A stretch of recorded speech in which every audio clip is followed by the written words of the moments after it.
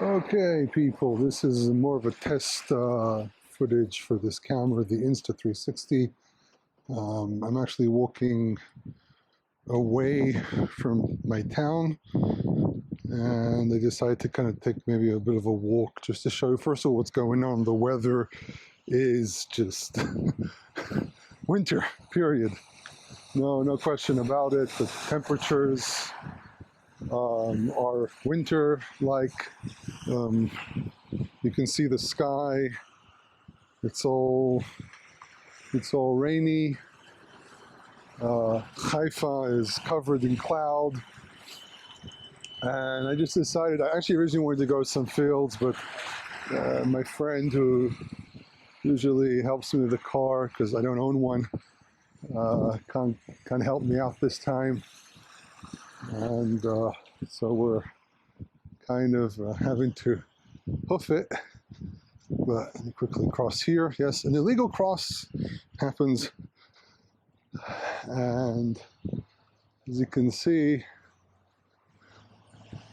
it's very wintry. Everything's very muddy. Actually, last night, whoa, guy just sprayed me. Happens too. This is, for example, actually kind of funny thing. You can see now from a different angle. This is where sometimes I stand, not here, but actually further on over there. That's where I stand usually for the moon sighting. But we have some greenery here. I'm pretty sure this is barley. As you can see, this I'm trying to get it closer. This barley is super young. There's nothing in it. In the boot, nothing's really changed. We have a little stream down here as well. You can see that. That's one of the fields that grow here. It's kind of an interesting area I live in because there's lots of agriculture here.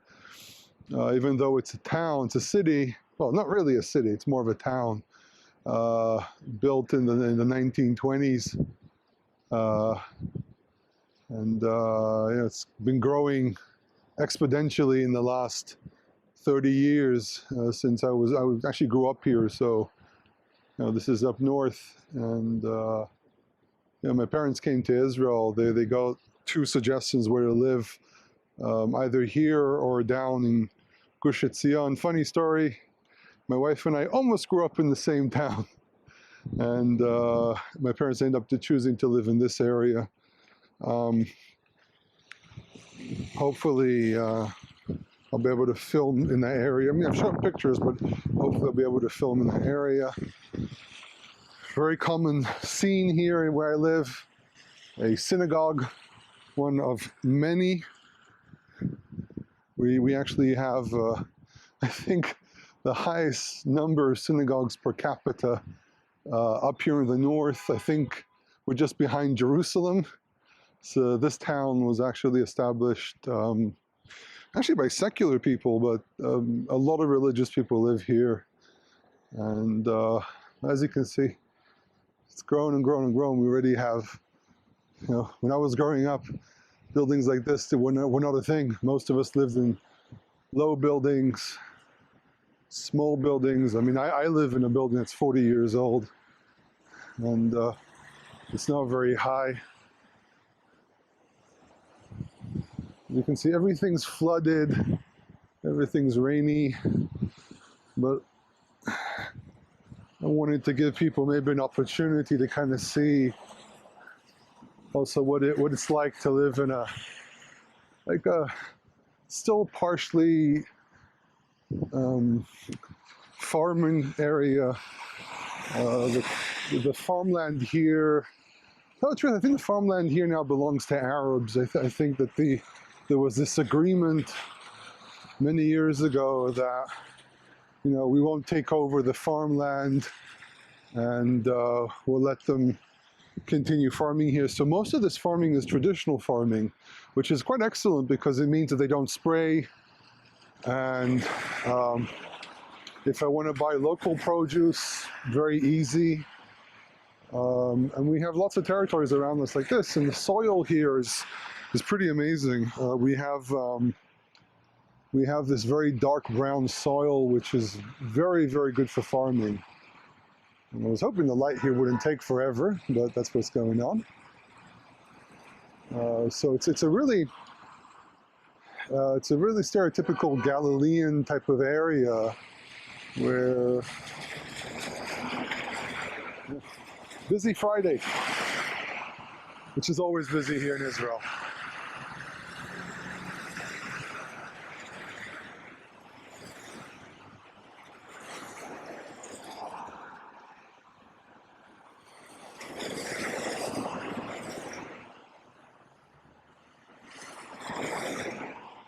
By the way, Israelis, not very good drivers. If you ever come to Israel, be careful. Israeli drivers are aggressive, and you have to be very, very careful when you drive here. So like a pro tip for anyone visiting, anyone who has an opportunity to visit, somewhere in the future, if you do it without a tour and you want to drive around, just remember Israelis are very aggressive in the way they drive. My father never liked driving here because, as my grandfather used to call it, Sunday drivers, which is a British term, but some people, it really feels like as if they don't know any of the rules. I don't drive, and I know the rules better than most people. So this is a walkway. This didn't exist, 20 years ago. We really decided to kind of put effort, and they should have put rosemary. I think maybe this is rosemary, maybe. Yeah, it's rosemary. So there's lots of rosemary here, which is kind of cool. Which, by the way, legally you can come and pick this. I mean, no one's going to tell you anything. Wow, I have an amazing rosemary smell in my nose. Awesome. So as you can see, all the trees are still without leaves. These are usually green during summer, and you can see the height of the flowers. I mean, these flowers are over 1.5 meters. I mean, that shows plenty amounts of rain. These yellow flowers. I don't want to go in because it's muddy, and this is part of his private property, so it's not as we say in Hebrew, lo shayach. It's not. There's no reason for me to go in there. But this field, to tell the truth, I'm not even sure what they planted here because they do cycles. Now, because these are Arabs and this year is a sabbatical year in the rabbinic calendar, and whole big issue with the sabbatical year. I'm going to try to go in a little bit, but I really don't want to go too deep in because this is someone's private property. But you can also see barley here, still in the boot. Let me just give you some. Oh, I'm blocking the camera. Sorry about that. But there is some barley here. Wow, sorry. There's some barley here, and it's still very young. I wonder what they planted here. Really, really wonder. But there's some barley growing on the outskirts. That's quite normal for barley to do. They sometimes grow melons here. Last year they grew melons in this field. These might be potatoes. It's quite possible.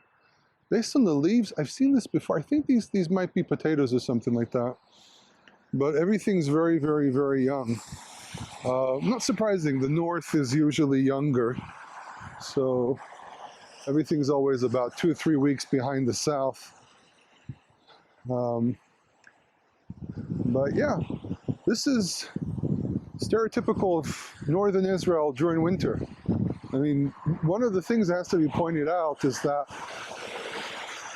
when you're used to an area, you know what to expect. A very typical thing that I sometimes do with my kids is I show them the difference in where the sun is positioned between winter and summer, and when we reach the time of Pesach, when we reach the time of Chag HaMatzot, my tendency is to actually show them, this is what the light is supposed to look like. This is what the horizon and the sunlight's supposed to look like in the morning when we reach the time of Chag HaMatzot. So You know, the whole thing of this term Aviv, you can go to my video on YouTube. Also, Hebrew in Israel is on Rumble now, or whatever it's called. Someone suggested I open up a channel there, so I did. Rumble, not Rumbler, Rumble. And yeah, there's barley on the outskirts. You can see the barley, but it's extremely young. I did hear down south, my colleague went down south and he said that the barley is a bit more mature there, but he said all the heads were empty. He specifically went to Tel Gamma and he said, look, he showed me pictures, and it was very clear to me that the barley is not there yet. Just completely not there yet. This rosemary, this rosemary here is just phenomenal. I think there's also some sage here somewhere. It's kind of fun.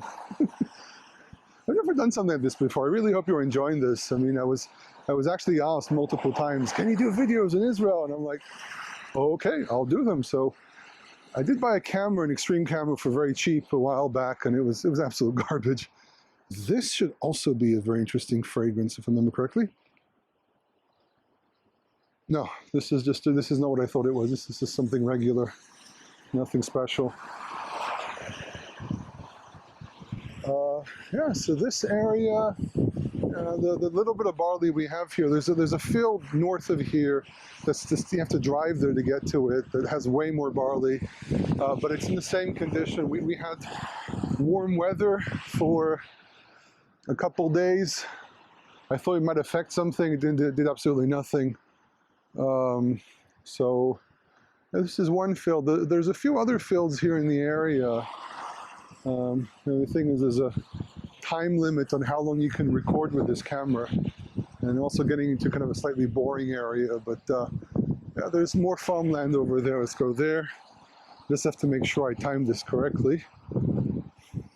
Another cool thing about this camera is that it's actually durable to up to like 13 feet, 4 meters of water. So this is another thing about the area I live in. There are areas which are less developed. This is actually kind of, I would say, the more, this is where people usually with less money live. I live in a rich area. I wish I did. Actually, no, I wish I didn't. No, actually, no, I have no interest living in that area. I like the area I live in. It's very homey, very down to earth, very simple, which is what I prefer. You know, we're close to the synagogues, we're close to everything, close to the markets. See a huge puddle. If you can see that, there's a huge puddle here, which is an infrastructure issue. They promised they'll work on, and they've been promising to work on for years. But there's more field. There are more fields here. Oh, there's water on the lens now. Sorry about that. I just don't want to touch the lens. I don't want to mess it up. So you're gonna have to suffer. If I put my finger on it, it'll just smush it even more. Cool thing about Friday in Israel, Yom Shishi, or as the Torah calls it, Yom HaShishi, is it's a very, very busy day. Everyone's running around. So here I think we actually have tiers, so it doesn't really tell me anything. But we are getting closer to another field, which is adjacent to that field. But as you can see, a really cool thing is that you just can walk out. It takes about 10-15 minutes and you're out. You're out in the fields. You can walk in the mud if you want, if it's your thing. And there's another field here. And I should have walked on the other side because we got tractor. Yeah, but here, yeah, they're growing the same thing. So they planted this entire area with the same plant. Hopefully, you know, next week we'll do an official search. But to give you kind of an idea of the type of area I live in northern Israel, in the southwest Galilee. But there is some barley here. It's still very, very young. But what's very good about weather like this is that it kind of pretty much allows the barley to grow really, really high. There was one year, if I remember correctly, there was one year we had a lot of very high barley. Okay, part two, because I ran out of the 15 minutes that this thing gives me. So I skipped ahead and I moved forward to another field. And this one, to tell the truth, I suspect they're growing corn here.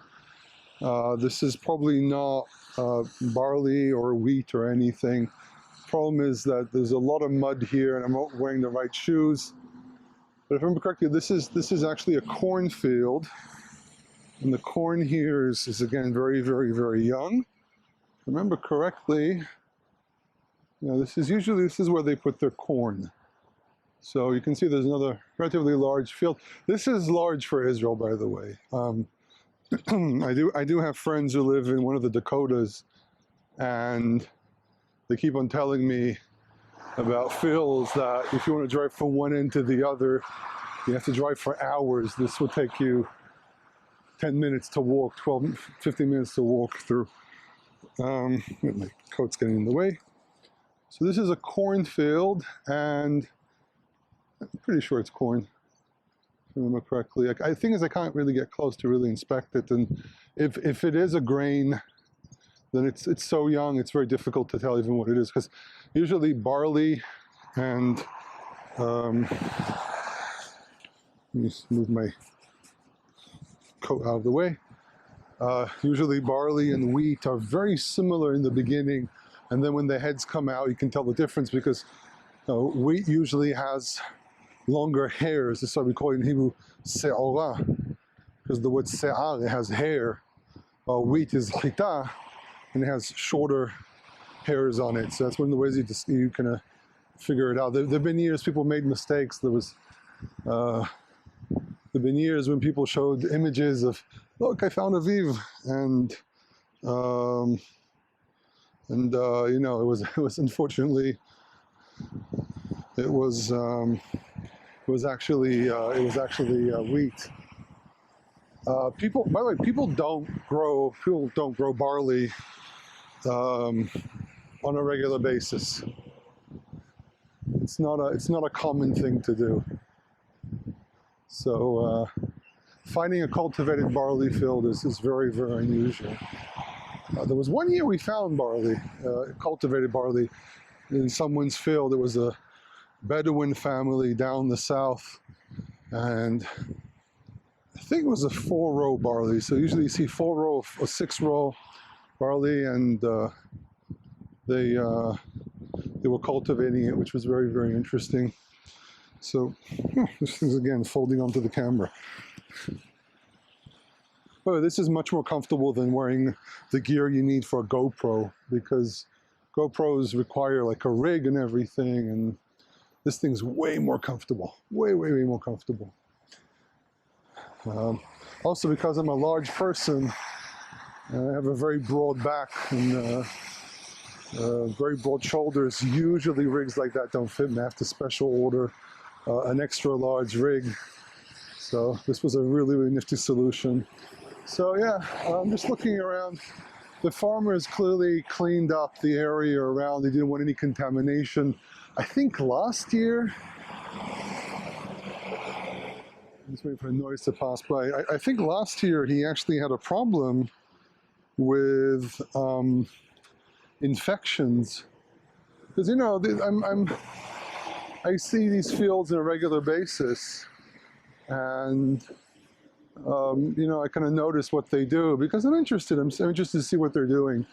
And I think last year he had an infection from some rogue plant that kind of got in the way and pretty much destroyed everything. So he's plowed the area around it. So I was mentioning the sabbatical year. In the rabbinic calendar, it's the sabbatical year. So you're not really supposed to, you're not supposed to work your fields, but these fields work. These fields belong to Arabs, so they don't really care. Tell the truth, on the other end over there, which there's more fields that belong to us, to the area, there's actually there's a bird. Ooh, look at that. They're birds. I don't know if the camera caught this, but there were birds flying around. Um, the birds haven't returned yet either. We don't have lots of traffic here. It's a Friday. What do you want? Friday in Israel. Big noisy day. Everyone's. I mean, I was thinking of even filming like in downtown. Well, not really. It's not really a downtown, but in the shopping area. But I felt that it might invade people's privacy and make people feel uncomfortable if I'm filming them, so I left it alone. But the bakeries are usually full of people buying challah bread or challah, different types. There's also Yemenite bread called lahoch, which people love. My son always makes a joke, lahoch, lahoch, because there's a het there, and it's a Yemenite, so it's and so what I was trying to say is that, you know, over on the other end, yonder, there's actually a field that has a huge sign that quotes Leviticus that says to take the sabbatical year off. So there are farmers who publicly display the fact that they're not working on the sabbatical year. Some people have calculated it's next year. Tell the truth, I think the counting has been lost, and it causes some trouble. So we just basically do what was calculated. I think it was Maimonides who calculated when each thing is, and the Gra, the Vilna Gaon, who lived in the 1700s, argued it was a year later or a year earlier. I don't remember. But yeah, this is another field. I'm pretty sure this is corn. I actually checked earlier in the week. Another field over in that side, and it seems to be they didn't plant anything. They plowed it. So if I move on about, say, European or American standard, about a mile away from here, there's a field that usually has wheat in it. This year they didn't plant anything. Maybe it's a field that's owned by someone Jewish who doesn't want to plant anything. There's another field over there, but getting to it is going to be very, very difficult. To tell the truth, when we go down south, most of the fields we go to are next to roads. But here, there's a distance between usually we have to look for a distance because the road produces heat, which affects the grains and so on. There's another field over there, but again, up here in the north, usually 2 to 3 weeks behind the south, which does affect, as I said in my video about the problem with the term Aviv, it does affect, wow, a lot of traffic.